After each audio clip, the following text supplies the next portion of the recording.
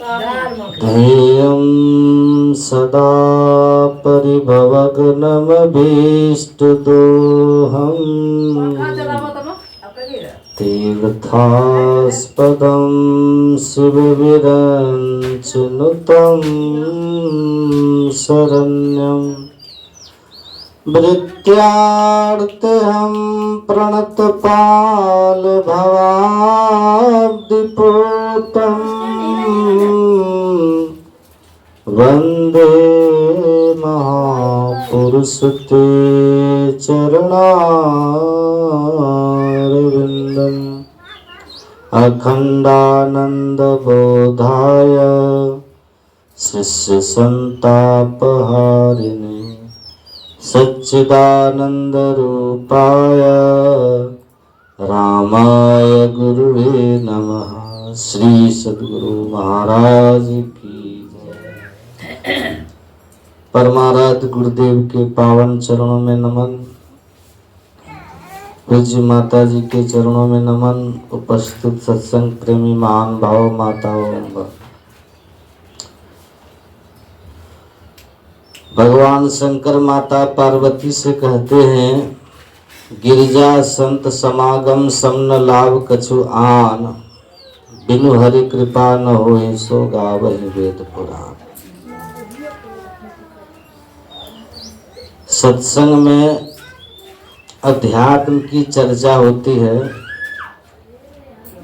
अध्यात्म का अर्थ होता है आत्मा से संबंधित। जो ज्ञान आत्मा से संबंधित हो उसको अध्यात्म ज्ञान कहते हैं। और अध्यात्म ज्ञान को, अध्यात्म विद्या को सर्वश्रेष्ठ विद्या के रूप में जाना जाता है।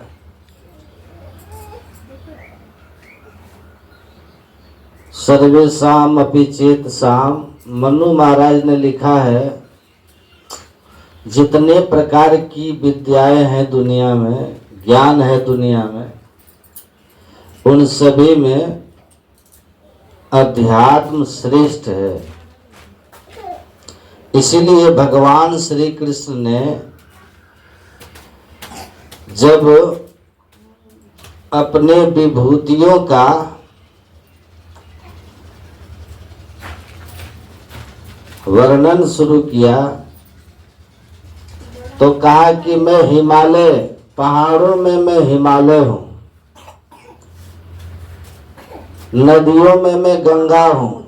सुनते ही नहीं आप लोग। सुनिए ना, छोड़िए ना उसको, दिमाग कहाँ लगा रहे, सुनिए ध्यान से। क्या कह रहे थे?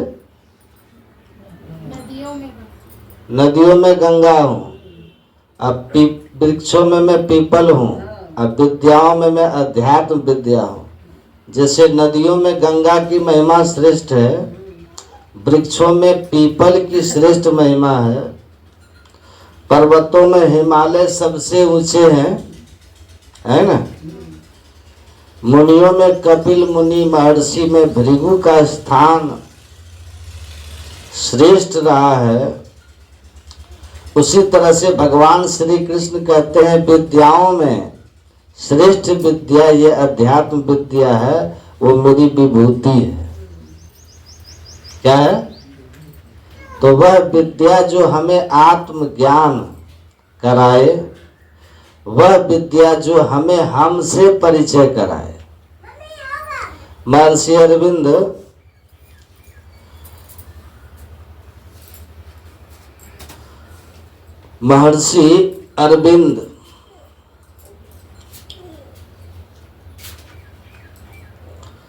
कहीं गए थे सत्संग करने, उपदेश करने, प्रवचन करने। तो कुछ लोग उनके पास आए जो महर्षि अरविंद से परिचित नहीं थे। तो उन्होंने कहा कि स्वामी जी आप अपना परिचय दीजिए, आप अपना परिचय बता दें ताकि सब लोग जान जाए आपके बारे में। तो महर्षि अरविंद ने कहा कि मेरा परिचय जान करके आपको कोई लाभ नहीं होगा। इधर आइए, इधर। मैं आपको आपका परिचय देने आया हूं। क्या कहा?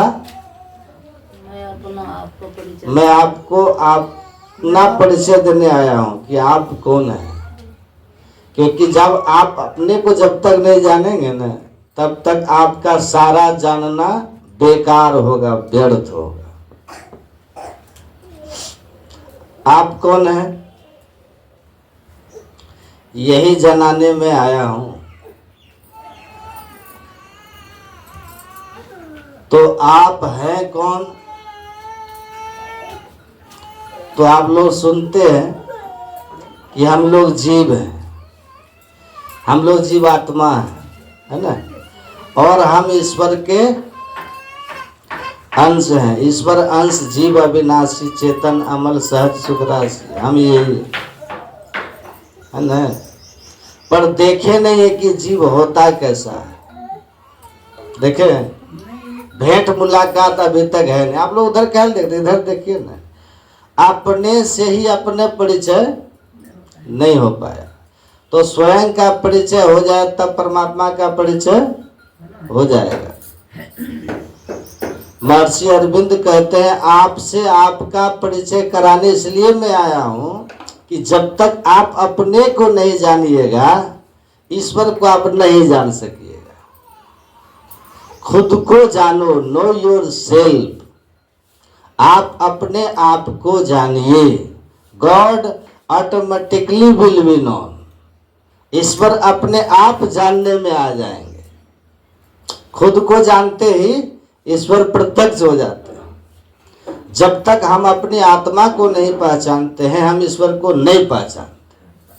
स्वाभाविक और सीधी सी बात समझिए, सोया हुआ आदमी को खुद का ही पता नहीं होता, तो उसको ये भी नहीं पता होता कि मेरे बगल में कौन बैठा है, होता है कौन सोया है, बेटा कौन है, पति कौन है, पिता कौन है, भाई कौन है, किसी को नहीं पहचानता जो सोया हुआ।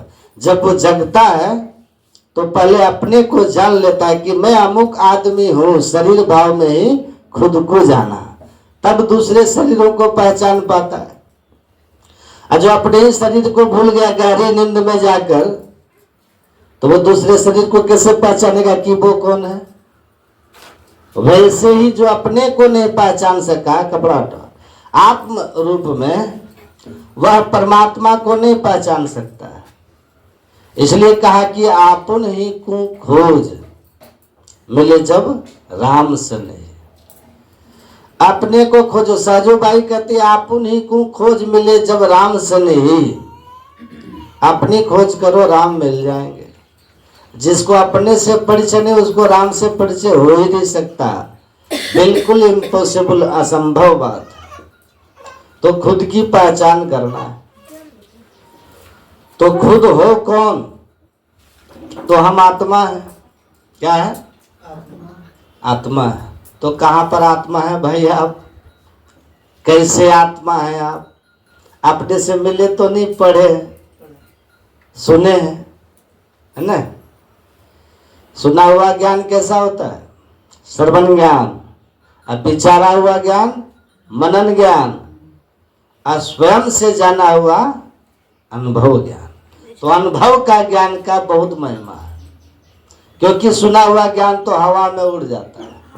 समय आने पर ना सुना हुआ ज्ञान काम नहीं आएगा, हवा में उड़ जाएगा। तो ये अध्यात्म का रहस्य है, ये अध्यात्म विद्या की महिमा है।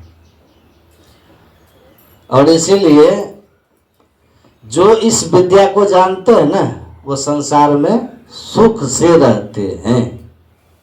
संसार में सुखी रहने की विद्या है अध्यात्म विद्या। देखिए, धूप वर्षा होते रहेगा, उससे कौन बचेगा? धूप थोड़ी खत्म हो जाएगी। सबके लिए धूप है, वर्षा सबके लिए होती है, होते ना। कांटे सबके लिए। लेकिन जिनके पास छतरी है, जो छतरी लिए हुए हैं, वो धूप के प्रभाव से भी बचे हुए हैं और वर्षा के भी प्रभाव से बचे हुए हैं। अच्छा, जिनके पैर में जूते हैं, वो कंकड़ पत्थर से भी बचे हुए, है ना। तो ये अध्यात्म विद्या क्या है? एक ऐसी छतरी और जूता आपके ऊपर आपको देती, प्रदान करती है, जिससे आप इस संसार, असार संसार मध्य दुख भरपूर हो, है ना। इस असार दुख में संसार में आप मुस्कुराते हुए चलते हैं। क्यों? अध्यात्म विद्या आपके पास। एक दार्शनिक लिखते हैं कि a laughing face does not mean absence of sorrows. हंसते हुए चेहरे को देखकर ये मत समझिए कि उस आदमी को कोई दुख नहीं है, उसके जीवन में कोई दुख की स्थिति नहीं है। हो सकता है धनहीन रहा हो सकता है उसको कोई बीमारी हो सकता है उसको भी दुश्मन हो जो उनको हमेशा अपमानित करने का प्रयास करते हो, हैं? बहुत तरह के दुश्मन, बहुत तरह की विपरीत परिस्थिति, बहुत तरह के दुख के कारण उसके जीवन में हो सकते हैं। हंसता हुआ चेहरा देखकर मत समझो कि ये सब नहीं होगा। जैसे तुमको है उसको भी है, वैसी उसी तरह की हालत। लेकिन फिर भी वो मुस्कुरा क्यों रहा है? प्रसन्न क्यों है वो? आप क्यों सिर पीट रहे हो? आप रो क्यों रहे हो? वो क्यों मुस्कुरा रहा है? कहते इसलिए वो मुस्कुरा रहा है कि उसके पास अध्यात्म विद्या है। और अध्यात्म विद्या एक ऐसी विद्या है, एक ऐसी टेक्निक है, कहते हैं कि इसलिए वो मुस्कुरा रहा है कि he knows the technique how to take in them. वह उस विद्या को जानता है, उस टेक्निक को जानता है, उस युक्ति को जानता है कि किस तरह विपरीत परिस्थितियों में भी मुस्कुराया जाता है, उन विपरीत परिस्थितियों को किस तरह से संभाला जाता है, उन पर कैसे हम काबू करते हैं, उससे हम कैसे ऊपर उठ जाते हैं। तो ये बड़ी ऊंची विद्या है। ये ज्ञान कहाँ होगा? ये विद्या जानेंगे तो हंसते हुए रहेंगे, नहीं तो गालियां तो सबको पड़ती हैं। गाली तो भगवान बुद्ध को भी देने के लिए आया एक किसान, गालियां देता रहा, बुद्ध मुस्कुराते रहे, मुस्कुराते रहे ना। आपको गाली देगा आग बबूला हो जाएंगे।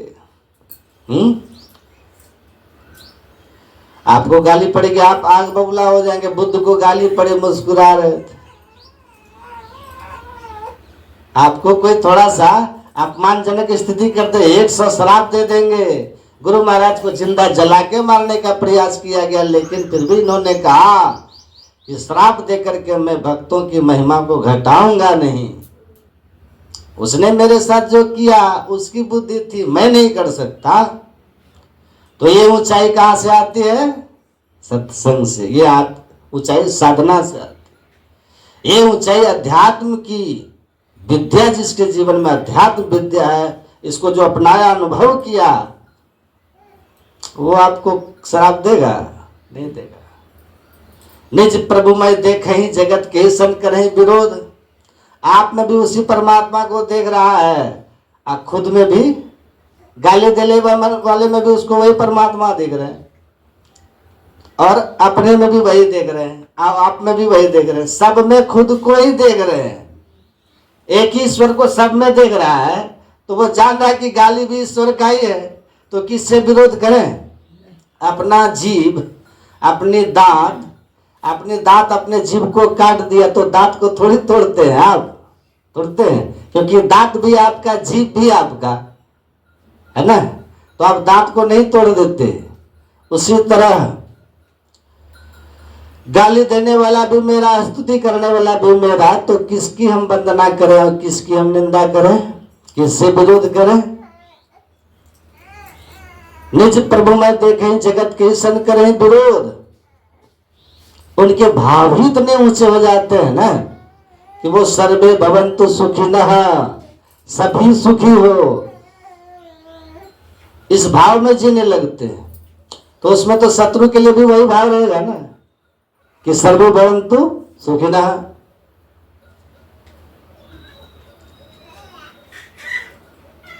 तो ये जो हमारी वृत्ति बन जाती है, ये इस अध्यात्म विद्या की सोच से बनती है। ये जब आता है ना अध्यात्म विद्या, तो आपकी सोच बदलती है। फिर साधना जब करने लगेंगे, फिर अनुभव कर लेंगे, और उसके बाद तो सब कुछ बदल ही जाता है। तो इसको ठीक से समझिए, है ना। बड़ा गुण ज्ञान है ना। समझेंगे तो मुस्कुराते रहेंगे। सुखी जीवन जीने की कला है ये सत्संग।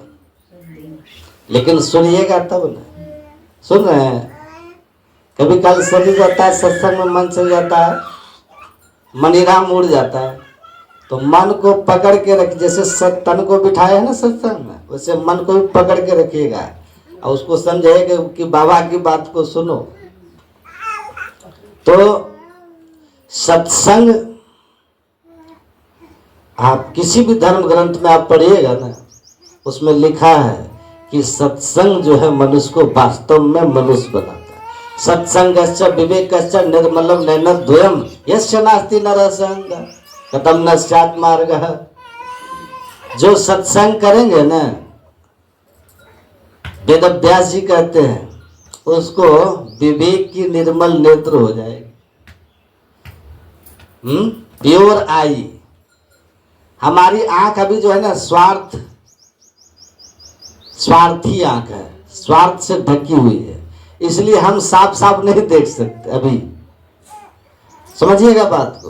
वेदव्यास जी ने कहा था धृतराष्ट्र को कि तुम्हारी ये जो अंधी आंख है ना, इससे हस्तिनापुर को कोई परेशानी नहीं है, क्योंकि इस हस्तिनापुर की सुरक्षा में भीष्म जैसे, द्रोणाचार्य जैसे बड़े बड़े वीर हैं, उससे सुरक्षित है। लेकिन जो तुमने हृदय विवेक की आंख पर जो तुमने मोह की पट्टी बांध रखी है ना धृतराष्ट्र, वह हस्तिनापुर के विनाश के साथ साथ तुम्हारा भी इतिहास में नाम हमेशा के लिए खराब कर देगा। और वो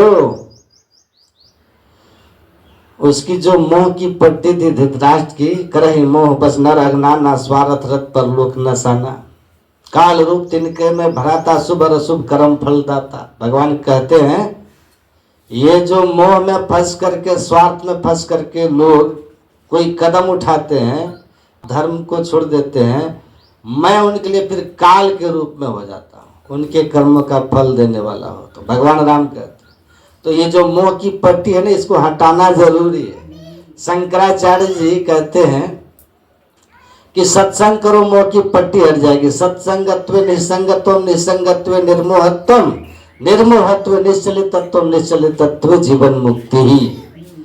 आदि गुरु शंकराचार्य कहते हैं कि आप सत्संग कीजिए ना, विवेक की आंख खुल जाएगी, और विवेक की आंख खुलेगी ना तो फिर आपको धर्म और अधर्म दिखाई देने लगेगा, साफ साफ दिखाई देगा।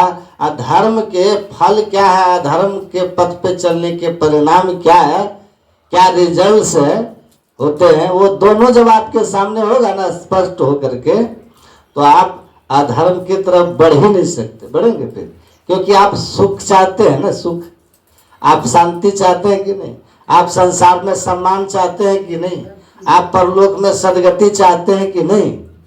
अगर चाहते हैं, ये सब के सब धर्म के पक्ष में रहिएगा तभी होगा, नहीं तो शुद्ध दारा और लक्ष्मी पापी के भी होए।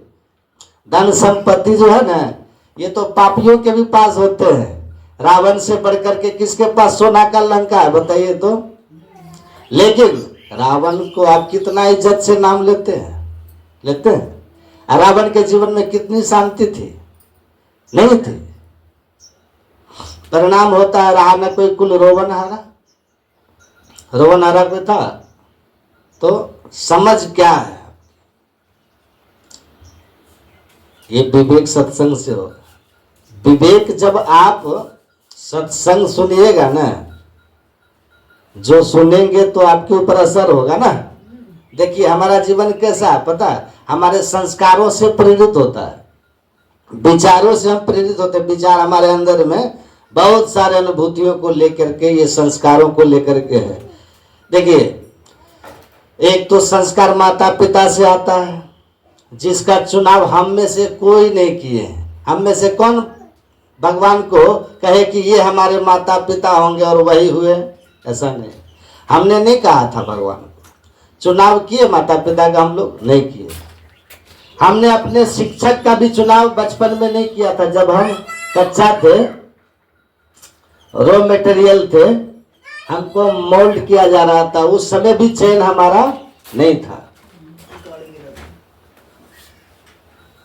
तो हम न अपने माता पिता का चयन किए, ध्यान से सुनिए, जहां से संस्कार आएगा, और न ही हम उस समाज का चयन किए जिनके बीच हम पले बढ़े। और तीसरा सबसे महत्वपूर्ण हमारे संग पर निर्भर करता है। क्या? संग, दोस्त हमारे। तो दो पर हम स्वतंत्र नहीं है, ना हम समाज का चयन किए, ना माँ बाप का चयन किए हैं। लेकिन जब हम बड़े हुए तो हमने अपने जीवन में जब अपने दोस्त का चयन किए, ये कि अपने से मित्र का हमने चयन किया। अब मित्र का जब चयन किए तो ये हमारे हाथ में था। तो कौन हमारा मित्र होगा? आप जैसे का संग कीजिएगा, कदली सी भुजंगमुख स्वाति एक गुण तीन, और जैसी संगति कीजिए तैसा ही गुण दिन। तुलसीदास जी कहते हैं स्वाति नक्षत्र होता ना, उसमें जब वर्षा होती है तो उसका जल अगर सीपी में जाए तो मोती हो गया, हाथी के ऊपर गया तो गजमुक्ता, बांस में बंसलोचन, केला में कपूर, है ना। अब वो देखिए असाप के मुंह में गया तो फिर जहर। तो है एक ही वो बूंद, उसका गुण धर्म सब में एक समान रूप से गया था, लेकिन जिनके संग में गया उनका रंग उनको लग गया, बदल गया ना वो। तो आपका संग कैसा, इस पर हमेशा सावधान रहना चाहिए आपको। मित्र हमेशा सोच समझ के कीजिए, क्योंकि उसका रंग आप पर चढ़ना ही है। बाकी दो का प्रभाव आप पर क्या होगा ये मित्र मंडली तय कर देगी। आप कैसे लोगों के बीच बैठते हैं। माता पिता उनके बहुत अच्छे हैं, लोग बोलते हैं ना हमको कभी कभी कि अपने बेटी का शादी लगा रहे हैं बाबा, या बेटे की शादी लगा रहे हैं बाबा, उनका परिवार बहुत अच्छा है, माँ बाप बहुत अच्छा है। हम बोलते हैं बच्चा कहाँ रहता है? बाहर में। हम बोले उनके दोस्तों का पता लगा, वहाँ किसके साथ है, वो कितना अच्छा है, पता चल जाएगा कि उनके दोस्त कौन कौन है। उनके दोस्त कौन है? मैं अगर शराबी नहीं हो तो मेरे 4 मित्र शराबी कैसे हो जाएंगे? उस पार्टी में हम नहीं बैठ पाएंगे। वो कहेंगे हटाओ यार ये सर, ये नहीं चलेगा हमारे साथ। या आप ही कह दोगे मेरा इनके साथ नहीं चलेगा। तो मित्र बहुत जरूरी है, सावधान होकर के चयन करना है मित्र का चयन। संग किनके साथ करेंगे, किनके पास बैठेंगे, किनके सानिध्य में रहेंगे, जैसा सुनेंगे समझेंगे वैसा ही आपके अंदर में विचार होगा। अजामिल बहुत सात्विक ब्राह्मण था, भागवत में उनका कहानी है। बहुत सात्विक ब्राह्मण था। पिताजी ने कहा था कि बेटा इस रास्ते से कभी मत जाना, वो रास्ता सही नहीं है। लेकिन भीतर जिज्ञासा, माँ बाप का बात काट करके, और सोचा क्यों मना कर, जरा देख तो लूं। अब वो जब देखा, उस रास्ते में गया तो देखा एक शराब के नशा में एक व्यक्ति एक गणिका के साथ में उनका अश्लील हरकत करते हुए। उसके दिमाग में वो दृश्य बैठ गया, क्योंकि कम उम्र थी ना उनकी। अब उसी किशोर था, नवयुवक था, अभी नवयुवक था, हुआ था।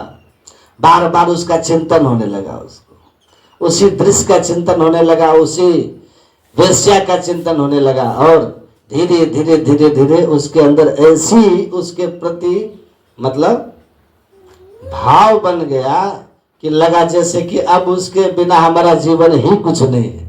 और वो अजामिल जा करके अपना सारा ब्राह्मणत्व धर्म जो था, उसका पूजा पाठ ज्ञान ध्यान सब छोड़ दिया, और वो जा करके उसी के यहाँ रहने लगा, उसी से विवाह कर लिया, वेश्या से सब भूल गया ब्राह्मण। तो कुछ क्षण के बुरे संग देखिए आपके जीवन में बहुत बड़े परिवर्तन ले आएंगे। कुछ जीवन के अच्छे क्षण भी आपके जीवन में बहुत बड़ा परिवर्तन लाएंगे। नल्ले दलगत जलमति तलम तद्वत जीवन मत से चपलम, क्षण में सज्जन संगत रेखा भवति भवार नव तरनव नौका। है ना। कहते हैं कमल के पत्ते पर जब जल की बूंद गिरती है ना, वो एकदम से भागती है, टिकती नहीं है। का जीवन का भी ऐसा ही अंश, अगला क्षण हमारे जीवन का क्या होना पता है। हम अगली श्वास को रिटर्न लेंगे नहीं लेंगे हमें पता नहीं है। लेकिन कहते हैं कि ऐसे क्षण भंगुर जीवन में भी अगर आपको सत्संग और सत्पुरुष का संग कुछ क्षण के लिए भी मिला तो आप डूबते को तिनके का सहारा के रूप में आपके लिए बहुत काम आ जाएगा, बहुत काम आएगा। तो ज्ञान है, सुनना चाहिए। महावीर स्वामी ना एक जगह प्रवचन कर रहे थे, समझे। प्रवचन के क्रम में उन्होंने कहा कि देवता जो होते हैं ना वो सूक्ष्म शरीर में होते हैं, इसलिए उनकी छाया नहीं बनती, छाया नहीं होता देवताओं का, उनके पैर जमीन पे नहीं टिकते। सुनिए ना ध्यान से हो। और ये बात जिस समय बोले, एक चोर उधर से गुजर रहा था जिसके पिता ने उसको शिक्षा दी थी कि चोरी में अगर पारंगत होना चाहते हो, परफेक्ट चोर बनना चाहते हो, तो कभी किसी साधु महात्मा की बात मत सुनना, नहीं तो तुम्हारे भीतर पाप पुण्य का बात डाल देगा और मन में दुविधा हो जाएगी। और जैसे संशयात्मक हो जाओगे तो परफेक्शन खत्म हो जाएगा। तो साधु संत के समीप सटना मत, नहीं तो वो सस्पिशियस कर देंगे कि चोरी पाप है। फिर तुम्हारा जो काम तुम कर रहे हो उसको पूरे मनोयोग से तब करोगे जब तुम उस पर एकदम कंसंट्रेशन तुम्हारा बना रहेगा, कोई दुविधा नहीं मन में। आप उधर मत देखा कीजिए, इधर देखिए, आप इधर घूमिए, इधर घूम, बार बार उधर ताकते रहते। तो उसके पिता ने समझा दिया था कि चोरी में पारंगत होना, साधु में मत सटना, सत्संग में मत जाना, एक शब्द मत सुनना। लेकिन ऊपर वाले की कृपा, संत के शरण के पास जाओगे तो कहा तुलसीदास जी महाराज ने कि जय दरस परस समागमातिक पाप राशि न सही, जब द्रवय दीन दयाल राघव साधु संगति पाइए। परमात्मा की कृपा होगी तो साधु संग आपको मिलेंगे और उनकी कृपा, उनके दर्शन मात्र से आपके पाप कटेंगे, प्रारब्ध अच्छे मतलब दिन आपके जीवन में आएंगे, अच्छे दिन आएंगे। तो कहते हैं ना कि पूरब पुण्य प्रकट भय सत्संग के बीच में आए पड़ी, सौभाग्य जगे जब संत मिले, वही शुभ दिन वही शुभ घड़ी। हमारे गुरु महाराज कहते थे कि अगर आप में श्रद्धा है और संत आपके नजर संत के शरण में गए हैं श्रद्धा भक्ति लेकर, तो वो कुछ बोले या नहीं बोले आपके जीवन में जरूर अच्छा कर देंगे, अच्छा कर देंगे। जो कुछ गंदे थे नहीं तो भी वास सुवास, मतलब सेंट के दुकान पे चले जाओ, खरीदो चाहे मत खरीदो, सेंट खड़ा होकर के तो ले ही सकते हो। कहते थे नसीब बदल देते। बहुत सारे चमत्कार ऐसे हैं कि बदल दिए। एक दंपति आए, बोले, उनके जीवनी में लिखा है कि एक मारवाड़ी परिवार के लोग थे, आए, बोला बाबा हुजूर श्री मैं बहुत दिन से लड़की की शादी का प्रयास कर रहा हूं लेकिन हो ही नहीं रहा, और ज्योतिषी से दिखाया था, कहा कि 35 साल के पहले शादी नहीं होगी। और उस जमाने में आज मुश्किल हो जाती है 35 साल की लड़की की शादी, और उस जमाने में 35 साल तो बोले मैं 5 साल से परेशान हूँ, 27-28 साल की हो गई। अब कहते 35 साल के लड़की के लिए लड़के कहाँ आएंगे।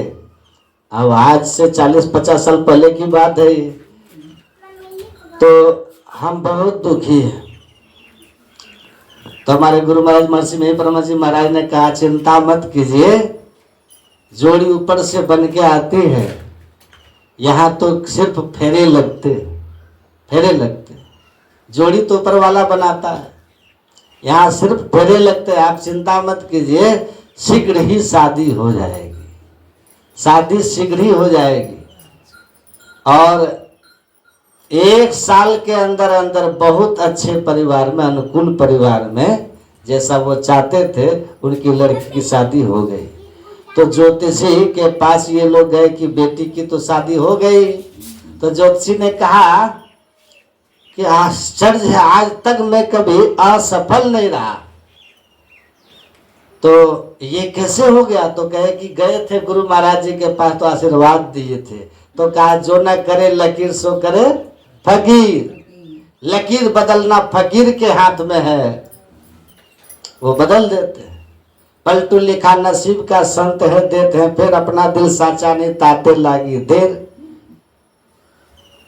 तो कहा कि उनकी श्रद्धा थी, बदल देते हैं। तो बोलते हैं ना, संत जो होते हैं वो परमात्मा और संत। तुलसीदास जी क्या लिखे, बंदो गुरुपद कंज कृपा सिंधु नर रूप हरि महामोह तम पुंजासु वचन रवि करनी कर। जो हमारे सदगुरु होते हैं ना, वो साक्षात परमात्मा का नर रूप में वो हरि ही होते हैं, मतलब ईश्वर का ही रूप होते हैं। तो इनके लिए ये बदल देना कौन सी बड़ी बात है, ये बहुत छोटी बात है इनके लिए। प्रभु नजर निहाला, जिस पे इनका नजर निहाल हो गया वो परिवर्तन कर देंगे आपको, बस श्रद्धा भक्ति से लगिएगा तब। तो बदल तो जाता ही है उनके किस्मत से। तो कहा कि आपके बुरे दिन जीवन में चल रहे हैं और संत के शरण में आप आ गए, उनकी कृपा होगी तो कहते हैं आपके सौभाग्य के क्षण जग जाएंगे। तो चोर ही था तुलसी कौने योग से सत्संगति जब होए। तुलसीदास जी कहे किसी योग से आप संत के पास चले गए हैं ना, अच्छे भाव से गए हैं या उनसे कुभाव से ही आप आए हैं, लेकिन वो क्या है, आप अच्छे भावना लेकर के आओ या बुरी भावना लेकर आओ, गुलाब को जल सींचने जाओ या गुलाब को तोड़ने जाओ, वो सुगंध ही देगा, क्योंकि उनके पास केवल सुगंध ही है। बंदो संत समान चित हित अनहित नहीं को, अंजलि गप सम सुमन जिमी सम सुगंध कर दो। वो स्वामी तुलसीदास जी कहते हैं संत जो होते हैं ना, संत वो सज्जन दुर्जन जो चली आए एक एक दृष्टि निहार, वो तो एक दृष्टि निहार वाले होते हैं। आप फूल आप बाएं हाथ में लो या राइट हैंड में लो या लेफ्ट हैंड में लो, गुलाब जो है वो आपको दोनों हाथ को सुगंधित करेगा। ये नहीं कहेगा कि ये क्योर है ये प्योर है, उनके पास ऐसा कुछ नहीं, दोनों को समान रूप से वो सुगंधित कर देता है। आप गंदे नाले के पास खड़े हो जाओ जाकर, आप उसमें गंदगी डालने गए हो या उसकी सफाई करने गए हो, वो तो आपको गंदगी दुर्गंध ही देगा। मलोडर उसके पास है तो उसके पास गंदगी है तो देगा क्या, आपको दुर्गंध ही देगा। मित्र रहो या शत्रु रहो, अगर आप किसी दुष्चरित्र आदमी के पास, किसी कर्महीन आदमी के पास, पापी के पास आप मित्र बन के जाओ, फिर भी वो आपको क्या देगा, दुर्गंध ही देगा ना। और संत के पास दुश्मन बन के भी आओ तो आपको सुगंध ही देगा, वो सुगंध ही देगा। देखते हैं संतों के साथ कितना बड़ा बड़ा अपराध हुआ, लेकिन लोगों ने जान मार दिया उनको, जिंदा पलटू साहब को जला दिया। हमारे गुरु महाराज के साथ बहुत कुछ हुआ। बड़े बड़े संत देश विदेश के, उनकी जीवनी में देखिए कितने कष्ट दिए गए लोग। किसी की खाल उधेड़ ली गई, किसी की जीवा काट लिया गया, किसी को सूली पे लटका दिया गया, लेकिन इन लोगों ने किसी के लिए कभी बुरा भावना नहीं किया। जो इनके साथ बुरा कर रहे थे उनके लिए भी इन्होंने ईश्वर से प्रार्थना की कि इनका भला हो जाए, भला हो जाए। तो ये मानसिकता है, मेंटलिटी का लेवल देखिए, क्योंकि वो कहते हैं ना कि परमात्मा को प्राप्त करके एकदम जैसे परमात्मा अचल अडोल अनंत है, उसी में जाकर के सरिता जल जल्दी मजाई वही अचल जिम्मे जी भरी पाए। परमात्मा मिल करके बिल्कुल स्थिर हो गए हैं, दीवार में जाकर के खड़े हो गए हैं। उनको क्या झंझट है, नदी जब सागर में मिल जाती है तो स्थिर हो जाती है, चंचलता खत्म तो वो मिल गए। तो ऐसे संत होते हैं। तो अब वो गया, वो तो चोर था ना, कान बंद के, लेकिन सत्संग के समीप पहुंचता है, संत के करीब आता है तो संत क्या करते हैं, उसी क्षण उसको कांटा चुभा देते हैं। सुनिएगा, पैर में कांटा चुभता है। और एक चीज आप हमेशा याद रखिएगा आप लोग, जीवन में दुख जो आता है ना, दुख जो आता है वो हमारे लिए ज्यादा अच्छा होता है, समझिएगा। हरि की जब भी आप पर कृपा होगी ना तो तब होगी जब पहले दुख देंगे। ईश्वर दुख देंगे तो आप समझ जाइएगा कि कोई बड़ी कृपा आने वाली है, क्योंकि बिना दुख के आदमी मजबूत होता ही नहीं। सोने के ढेले को, बिस्कुट को सुंदर गहना बनना है ना तो उसको आग में पहले तपना पड़ता है, फिर खूबसूरत गहना बन करके किसी के गले की, किसी के शरीर की शोभा बनता है। बनता है कि नहीं? तो कहते हैं ना कि जो पत्थर हथौड़ा सह गया वो शंकर बन गया, और जो बिखर गया वो कंकड़ बन गया। सुने हैं कि नहीं? पत्थर का टुकड़ा हो गया, और जो हथौड़े को सहा तो वो शंकर बन गया, मंदिर में देवता बन गया। तो विपत्ति को सहने जब आए तो ईश्वर की कृपा मान के खुश रहिए, आगे आपका भला होने वाला। तो वो कांटा पैर में चुभता है तो वो एकदम उंगली निकालता है, क्योंकि कांटा निकालना तो कान से उंगली निकालेगा ना। जैसे उंगली निकाला तो महावीर स्वामी की आवाज आई कान में कि देवताओं को छाया नहीं होती, उनके पैर जमीन के ऊपर होते। और ये तुरंत कान बंद किया, भागा, लेकिन आवाज तो चली गई थी, बात तो सुन ही लिया था। रात में एक जगह डाका डाला एक सेठ के यहाँ, जा करके भागने में असफल रहा चोर। तो उसने क्या किया, फटाफट एक शहर के बाहर ही एक तालाब था, वहां काली माता का एक मंदिर था, देवी माता का। उसने क्या किया चोर ने कि अपना सारा सोना चांदी जो कुछ डकैती किया था उसको बांध करके अच्छी तरह से पोटली में उसको पानी में ले जा करके एक जगह बीच में रख दिया चोर। और साधु का भेष बना करके बैठ गया और कहा कि तपस्वी महाराज है, समझे, तपस्वी है। एकदम ध्यान लगा दिया है। राजा को कहा लोग कि डाका तो पड़ गया महाराज, लेकिन रातों रात एक तपस्वी आया है, ये अचानक से उगे हुए तपस्वी पर संदेह हो रहा है। ये तो पूरा तप में लीन था चोर। आदमी जब सही आदमी सहज रहेगा, पाखंडी आदमी जो होगा ना, काल नेमी जो होगा, वैसा संत बनेगा कि हनुमान जी भ्रमित हो जाएंगे। हनुमान जी भ्रमित हो जाएंगे उससे। काल नेमी भ्रमित कर दिया था ना, हम कहाँ से आ रहे हो, कहाँ जा रहे हो, हम सब जान रहे हैं, राम के काज से जा रहे हो। हनुमान जी भ्रमित हो गए। लक्ष्मण को शक्ति बाण लगा, तुम संजीवनी लाने जा रहे हो, तुम हनुमान हो, रामदूत हो। का बाप रे, दिव्य दृष्टि प्राप्त महापुरुष मिला हमको। तो कहा आप हमको अपना चेला बना लीजिए। हनुमान जी आकाश में उड़ रहे थे, अब भ्रमित हो गए।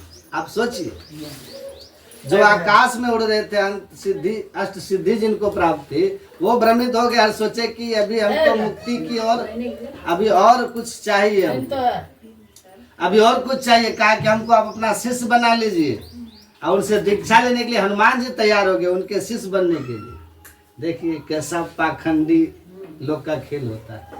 अब फंस गए हनुमान जी, फंस गए ना। आज वो तो भला हो कि गए नहाने हनुमान जी, तो पकड़ लिए एक मगरमच्छ थी, फीमेल पकड़ ली पैर, हनुमान जी ने मारा, घुसा, कस के प्राणांत हो गया। तो उससे एक दिव्य देवी प्रकट हो गई, बोली मैं श्रापित होकर के यहाँ रह रही थी। आप हनुमान जी जिसको आप समझ रहे हैं ना सिद्ध महात्मा, जाके आप चेला बन रहे हैं, वो एक्चुअल में रावण का भेजा हुआ काल नेमी नाम का राक्षस है, जो आपको यहाँ फंसा करके और पूरी रात रख लेगा, सूर्योदय हो जाएगा, लक्ष्मण मर जाएंगे। तो आप इसके झांसे में मत आइए, निकल जाइए। तब हनुमान जी देख लिया, अरे देखिए हनुमान जी आते हैं, कहा कि आओ बेटो दीक्षा ले लो।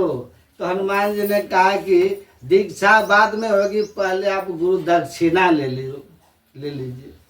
अब गुरु दक्षिणा देंगे पहले। तो उन्होंने कहा कि हम तो पहले दीक्षा देंगे, मंत्र देंगे, विधि बताएंगे ध्यान की, तब उसके बाद दक्षिणा लेंगे। इन्होंने कहा नहीं, वो हम कपि है, हमारे कुल में दूसरा नियम है, पहले दक्षिणा फिर दीक्षा। अब फिर उसको ऐसा पटका कि उसका प्राण ही निकाल लिया। तो कालनेमी भी कितना देख लीजिए, हनुमान जी को भ्रमित कर दिया है पाखंडी। तो ये तो और इसमें दिखाना है, जो आदमी जगा हुआ रहेगा ना, उसको बहाना कर रहा है, उसको आप उठाइए, जल्दी उठेगा ही नहीं, इधर से उधर करेगा। आज जो आदमी रियल में सो रहा हो, उसको आप थोड़ा सा हिलाए डुले, वो जग जाएगा। जो लेकिन बहाना कर रहा है नहीं जगने का, वो भला जल्दी उठेगा। और पाखंड में बैठा हुआ चोर इतना न त्याग दिखाएगा कि मत कहिए। इतना त्याग दिखा रहा था। एक हरिद्वार में उधर एक महात्मा थे, उनको जो कोई पैसा चढ़ाता था ना, वो चिमटा से पकड़ के उसको रिटर्न कर देता था। चिमटा से उठाता था और उसको रिटर्न कर देता था। कोई चढ़ाता था ना तो चिमटा से उठा के रिटर्न कर देता था। बड़ी चर्चा हो गई, बड़े त्यागी हैं, दर्शन लोग उसके करने जाते थे। एक बार एक सेठ जी सोचे ये लेता तो है, ये नहीं है, 10,000 5,000 लोग चढ़ाता, वो चिमटा से पकड़ के लौटा देता था। 10,000 20,000 ऐसे चिमटा रख लौटा दे। एक बार एक सेठ जी जा रहे थे और उनके चमचे भी तो प्रचारक होते हैं ना, कहा अरे जितना तुम चढ़ा दोगे लौटा तो सब देते हैं, लेकिन महीना दिन में सब 100 गुना हो जाता है। इतना व्यापार में प्रगति होती है। एक सेठ आया, 2005 की बात है, 5 लाख रुपया उसके सामने चढ़ा दिया तो ये उठा के धर लिया जेब में, समझे, धर लिया। काकी क्या किए, ये क्या किए आप हमको चढ़ाए, हम रख लिए। बोला आप तो लेते नहीं थे, 10 20 50 लौटा देते थे। कहा वो तो मैं चारा फेंक रहा था यही मेल फंसाने के लिए, अब हम देंगे नहीं, आप चढ़ा दी, अब हमारी मर्जी नहीं ली। तो दिखाते हैं लोग ज्यादा सहज, जो अच्छे लोग होते हैं ना सहज रहते हैं, समझे। तो चोर जो है बैठा था, वो आया, कहा कि देखो महात्मा कहीं सच में होगा तो श्राप दे देगा, ऐसा करो कि वो कोई उपाय लगाओ। तो रानी जो थी ना, रानी बोली कि हमको दीजिए परमिशन, हम चोर को पकड़ लेंगे। तो वो काली माता का रूप बना करके वहां पहुंच गई रानी, और जा करके बोली बेटा तुम्हारे तपस्या से हम खुश है, तुम 15 दिन से एकदम थोड़ा सा दूध पी करके पूरा तप कर रहे हो हमारे मंदिर में, तो मैं खुश हूँ तुम्हारे त्याग तपस्या से। वरदान मांगो, जो वरदान चाहिए हम तुमको वर देंगे। बस तुमने जो चोरी की है वो चोरी का प्रायश्चित कर लो, अब वो जो सामान रखे हो उसको चुपचाप ले आ करके मंदिर में चढ़ा दो, हमसे वरदान ले लो और यहाँ से चले जाओ। उसको लगा चोर को कि माँ काली का दर्शन हो ही गया है, अब वरदान दे ही रही हैं, मांग लेंगे बहुत सारा, इनको अपना चोरी का प्रायश्चित कर लें। अब जैसे सोचा कि अब करें, तब तक उसको महावीर स्वामी की बात याद आ गई कि देवताओं को छाया नहीं होती, पेड़ जमीन से ऊपर होता। देखा इसका पेड़ तो जमीन पर है और चांदनी रात की छाया भी है। समझ गया कि ये कोई देवी नहीं है, चाल है, ट्रिक है। ये आंखें बंद कर लिया, फिर आंखें खोला सिद्ध पुरुष की तरह, और आंख खोल करके चोर कहता मैं भस्म कर दूंगा आपको इसी क्षण। क्या समझती हो है तुम, नकली नारी माता का रूप बना करके मुझे ठगने आई हो, क्या समझती हो? मैंने तुमको अपने दिव्य दृष्टि से देख लिया है, माँ नहीं हो तुम मुझे मूर्ख बनाने आई हो। चोर समझ के हमको, सोच समझ तुम्हारा विनाश कर देंगे हम। वो तुरंत पैर पे गिर के माफी मांगने लगी, हाथ पैर जोड़ने लगी, माफ कर दीजिए। जाके राजा को बोली ये तो एकदम आत्मज्ञानी दिव्य चक्षु युक्त महापुरुष है भाई, इसको छोड़ दीजिए। राजा भी बहुत प्रसन्न हो गए कि चलो ऐसा महात्मा तो है। सुबह ये महात्मा गया, वहां से डुबकी मारा, सोना चांदी निकाल के राजा के दरबार में हाजिर कर दिया। कहा कि मैं चोर ही हूं और ये आपका सोना चांदी है, इसको लीजिए। कहा रात में रानी गई थे तो तुम तो उसको पकड़ लिया। कहा महाराज बस हम अपने सच्चाई रानी को बताने ही वाले थे। महावीर स्वामी की एक बात याद आ गई कि देवी देवताओं को छाया नहीं होती, क्योंकि सूक्ष्म शरीर होता है। जब तक लाइट को रोकेंगे नहीं, छाया आएगी नहीं, और उनका लाइट से ट्रांसपेरेंट शरीर होता है देवी देवताओं का। और दूसरी बात, उनके पैर जमीन पर नहीं होते, ऊपर रहते।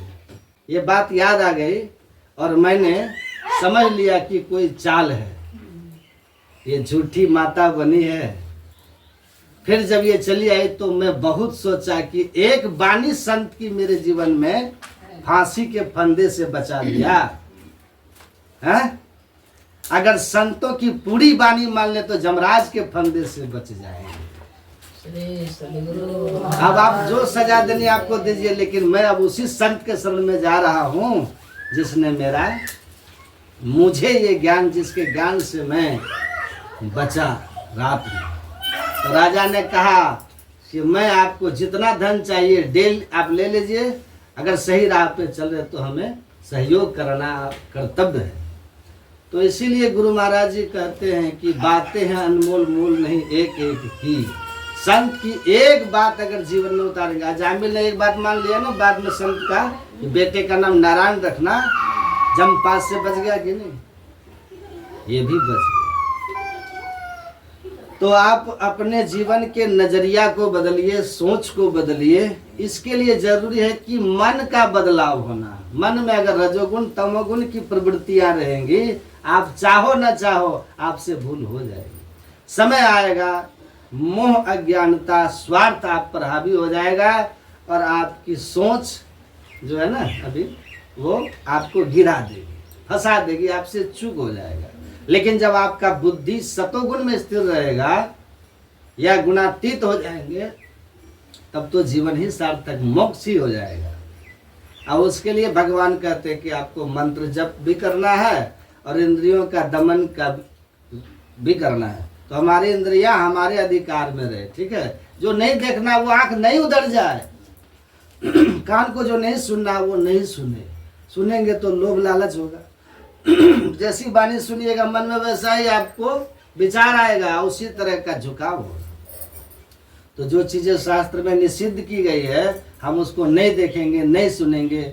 जो शास्त्र में कहा गया है आचरण करने के लिए उस पर हम दृढ़ हो जाएं। इंद्रियों का दमन करना, यही तो ध्यान है। मेडिटेशन यही है। मेडिटेशन करेंगे चित्त शुद्ध हो जाएगा, इंद्रियां आपके बस में हो जाएंगी।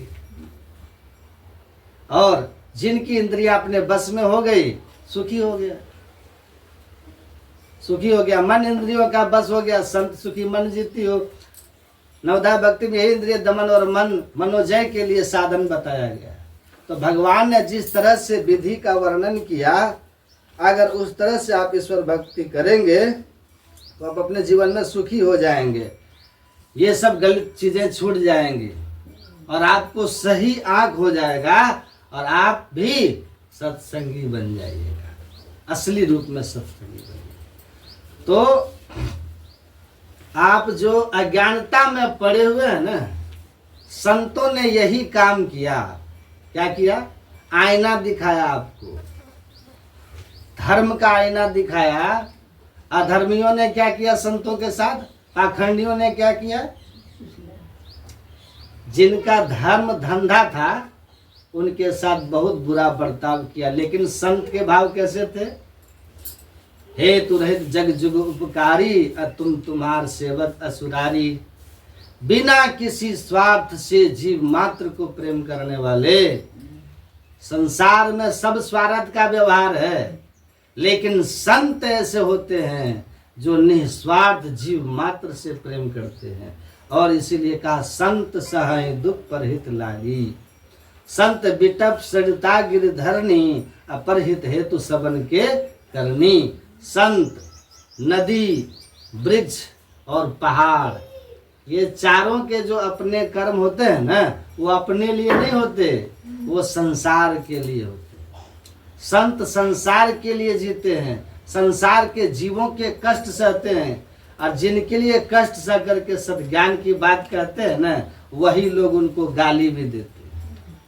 लेकिन फिर भी जैसे माँ बाप बच्चे के बहुत से अपराधों के बावजूद भी उनके ऊपर बुरा भाव नहीं लाते माता पिता। वो तो संत महात्मा भी आपके बुरे व्यवहार से विचलित नहीं होते, विचलित नहीं होते, है ना। संत जानते हैं कि आप ज्ञानहीन बालक की तरह है, इसीलिए संत आपको आपकी अज्ञानता को, आपके दुर्व्यवहार को बर्दाश्त करके और कभी आपके लिए बुरा नहीं सोचते हैं, कभी बुरा नहीं बोलते हैं, कभी नहीं चाहते हैं कि आपका बुरा हो जाए। और संसार को सद्ज्ञान का उपदेश करते हैं। इसीलिए कहते हैं चलता फिरता हुआ तीर्थराज प्रयाग है, जहाँ परमात्मा की सगुण लीलाओं की चर्चा, ये गंगा की धारा है, सुनिएगा बस 5 मिनट में। निर्गुण निराकार व्यापक परब्रह्म परमात्मा के स्वरूप की चर्चा सरस्वती की धारा है। और कर्तव्य कर्म क्या है, अकर्तव्य कर्म क्या है, धर्म क्या है, अधर्म क्या है, माता पिता के प्रति, समाज के प्रति, संतान के प्रति, राष्ट्र के प्रति, प्रत्येक जीव मात्र के प्रति आपके कर्तव्य क्या है, यही यमुना की धारा है। क्या नहीं करना चाहिए, झूठ, चोरी, नशा, हिंसा, व्यभिचार, इन सब से बचना चाहिए, यही यमुना की धारा, कर्तव्य अकर्तव्य। ये तीनों धाराएं सत्संग में बहती है। इन तीनों धाराओं में जो आकर के डुबकी लगाता है, समझता है, सुनता है, अपने जीवन में धारण करता है, तो गोस्वामी तुलसीदास जी कहते हैं उसको न धन की कमी रहती है, अर्थ, सबसे पहले अर्थ, धर्म, न धन की कमी, न धर्म की कमी, न संसार के धर्म पूर्वक भोगों की कमी, और ना ही सदगति मुक्ति की अभाव रह जाता, मोक्ष भी मिल जाता है। तो ये संत धरती पर आते हैं, यही समझाते हैं, यही सार कार्य है। नित्य प्रति सत्संग कर ले प्यारा, अब तेरा कार्य सरे सारा, सार कार्य का निर्णय करके धर चेतन धारा। सार कार्य आपका क्या है कि सत्संग सुन करके अपने खान पान बुद्धि विचार व्यवहार को सुधार कीजिए, और गुरु से दीक्षा लेकर के अंतर सत्संग भी ध्यान अभंगा ध्यान कीजिए। ध्यान में सिमटाव होगा, और सिमटाव से आवरण भेद होगा, और पहुंचेंगे आप कहाँ, इड़ा भगवती गंगा पिंगला यमुना नदी। बाई आँख की धार दाई आँख की धारों को क्रमशः गंगा यमुना कह के बताया है, और दोनों के मध्य में जो शिव नेत्र है उसको सुषुम्ना कहा है, उसी को सरस्वती कहा है। कहते इड़ा भगवती गंगा पिंगला यमुना नदी, इड़ा पिंगलयोर मध्य सुषुम्ना च सरस्वती, त्रिवेणी संगमो यत्र तीर्थराज उच्यते, तत्र स्नानम प्रकुर्वीत सर्व पापे प्रमुच्यते। कहते ये असली चेतन प्रयाग है, यहाँ जो अपने अंदर में है, सबके अंदर है। इस शरीर रूप में जो प्रयाग है त्रिवेणी संगम, वो दोनों आंखों के ठीक मध्य में है, जिसको सुषुम्ना कहते हैं, शिवनेत्र कहते हैं। जब साधन अंतर सत्संग मानस जब मानस ध्यान कर दृष्टि योग की क्रिया करेंगे, बिंदु ध्यान की क्रिया करते हैं, तो युगल दृष्टि की धारा जब एक केंद्रीभूत हो जाती है अपने केंद्र में, तो सुषुम्ना खुल जाता है। हम सुषुम्ना में प्रवेश करके अंधकार से प्रकाश में चले जाते हैं, कहा सारे पाप आपके स्वाहा हो जाते। तो सत्संग में आइएगा ना, तो प्रयाग का स्नान जाके वहाँ इलाहाबाद में कीजिए, प्रयागराज में तन को पवित्र कीजिए, लेकिन सत्संग रूपी इस त्रिवेणी संगम में सगुण लीला की चर्चा, निर्गुण ब्रह्म की चर्चा, विधि निषेध कर्मों की चर्चा, साधना की चर्चा को सुन करके अपने में सुधार कीजिए। और ये चलता फिरता हुआ तीर्थराज प्रयाग है जो आपके पास आया है, तब अपने अंदर का जो तीर्थराज प्रयाग, आध्यात्मिक तीर्थराज प्रयाग है, ध्यान करके यहाँ पर प्रवेश कीजिए तो सारे पाप धुलेंगे। इसीलिए मीराबाई कहते मनवा राम नाम रस पीजे, तजी कुसंग सत्संग में बैठ नित हरि चर्चा सुन लीजिए। नित सत्संग में बैठ करके हरि चर्चा कीजिए। कबीर साहब कहते हैं कथा कीर्तन करन की जाकी ऐसी रीत, कह कबीरता दास से निश्चय कीजिए प्रीत। जो सत्संग वार्ता की चर्चा करे, जिनके पास बैठो सत्संग की बात करे, ईश्वर की बात करे, ध्यान साधना की बात करे, धर्म की बात करे, सत्कर्म की बात करे, सद्ज्ञान की बात करे, सद रास्ता आपको दिखाने की बात करे, का ऐसे लोगों से प्रीति कीजिए, मतलब उनके सानिध्य में रहने का प्रयास कीजिए। लेकिन कथा कीर्तन छाड़ के करे आन उपाय, कह कबीरता दास के कबहू निकट न जाओ।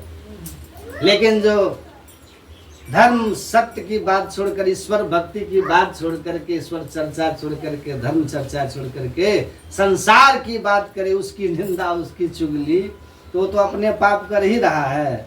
आप सुनिएगा तो आपको भी पाप लग जाएगा, है ना, लगेगा कि नहीं। तो ऐसे लोग जो धर्म छोड़ करके सांसारिक बातों में दूसरों की निंदा चुगली में रहते हैं, ऐसे लोगों के पास मत जाइए, क्योंकि मत सुन पराई अवगुण, अब मत बढ़ाओ पाप, पाप बढ़ाओ गिन गिन।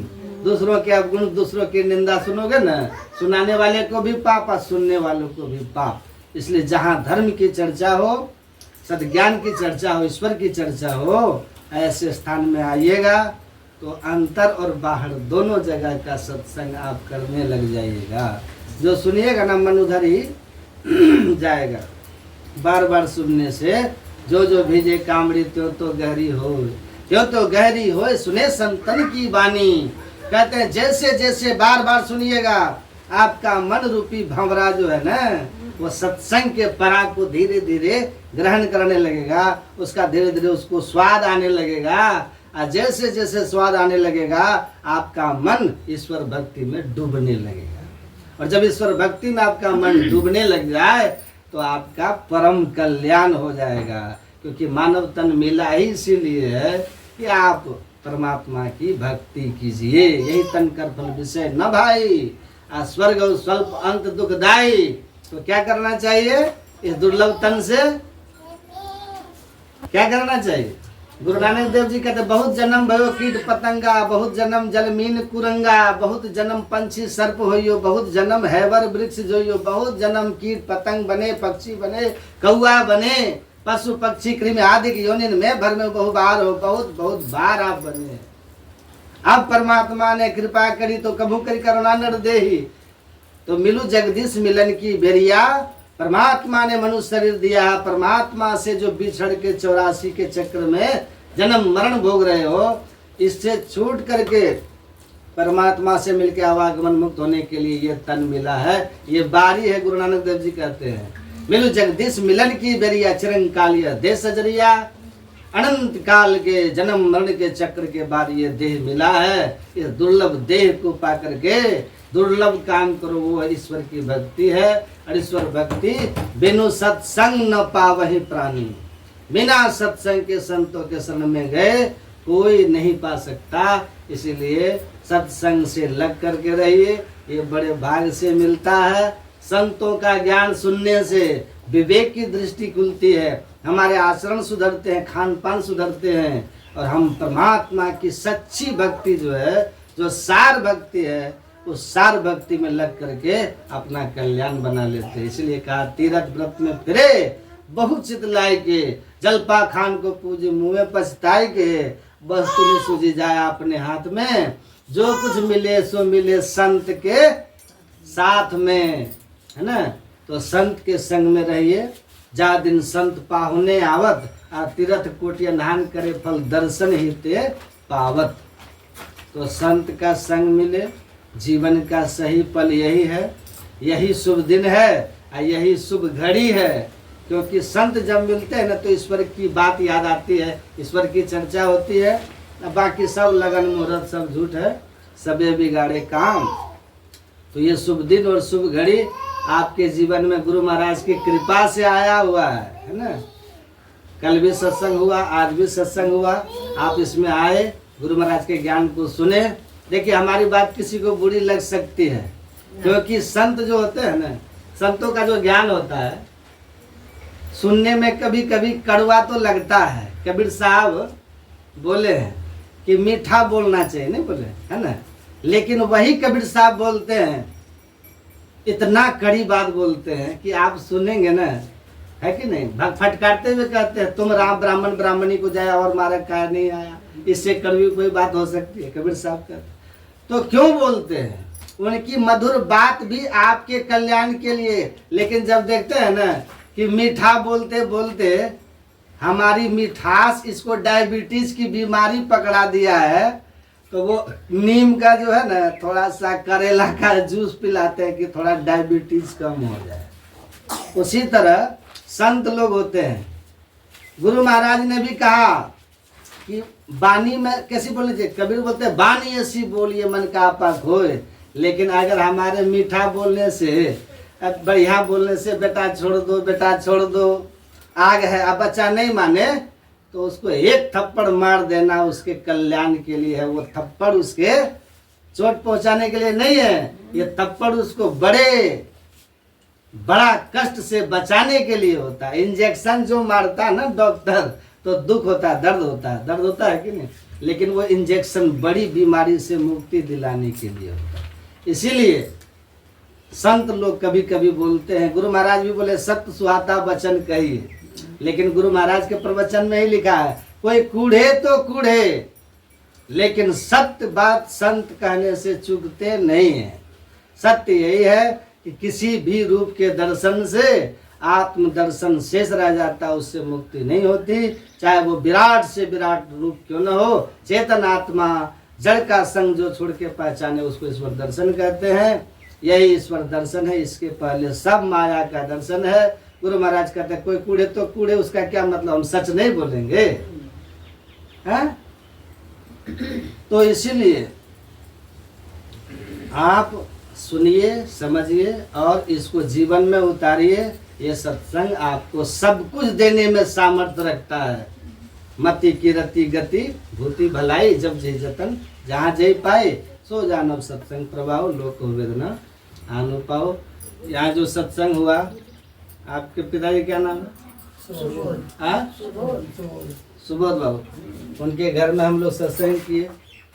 आप सब आकर के सत्संग को सुने और मुझे भी आप लोग के दर्शन का सौभाग्य मिला, है ना।